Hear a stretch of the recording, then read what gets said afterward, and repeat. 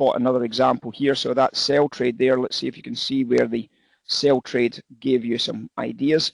So the lowest low in the pullback was there, and then we started to pull back into that area there for argument's sake. And if you took that pullback there, you can see where the sell trade could have come into play.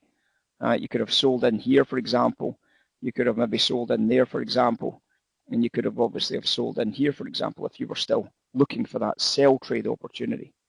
So you can start to see that it's got a certain quality about it. It gives you some ideas about areas you might fancy finding as a trade, and it doesn't matter. Wherever you take your sell trade from is where you can start the process. If that was your sell trade and that was the first pullback area there, you can see obviously how tight that is, but it doesn't matter. The first sell trade, then you can move it along to there. You can see it's still above it, and if you move it along to there, it's still above it, it stays above it, and obviously finally it moves along that line right there. And as you move along that line, it starts to identify these lower kind of edges when it's right on the extremes for that type of a momentum sell trade in those areas. And again, the exit price becomes relatively straightforward. When it breaks through the bottom edges, you start seeing where the potential exit is as well. So it gives you a couple of nice areas to maybe do a bit of business from.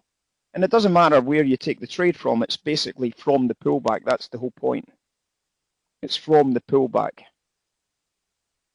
So when you look at any pullback of any trade area, that's when you can start using the tool. So for example, if I look at a buy trade here and I say, right, I am now long the market here, and I look at that trade there and I say, right, there's the first pullback there, then of course what I'm now recognizing is I'm recognizing my first opportunity to maybe buy into it just there. If I want to now drive that along there, then of course I start looking along that line, and you can see it just explodes well away from that. But it doesn't mean that you simply are now left with nothing. You can now bring that into play up here, and you can bring the next pullback into play as well. You can bring the next pullback into play, and you can see it stays as basically a bullish structure the whole time, never ever breaks that structure.